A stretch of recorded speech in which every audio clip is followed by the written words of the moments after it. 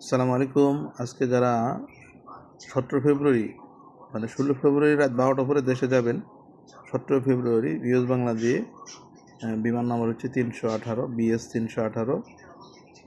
এটা যাবে হচ্ছে গেট C24 দিয়ে। মানে সেটা এয়ারপোর্টে ঢোকার পরে ইমিগ্রেশন পার হওয়ার পরে C24 গেট ফলো করবেন। এই যে এখানে দেখেন C24 দেওয়া আছে, গেট C24 ফলো করবেন। এই যে সেপাং মালয়েশিয়ার নিচে গেট C24 ফলো করবেন। যারা ইউএস বাংলা দিয়ে দেশে যাবেন আজকে।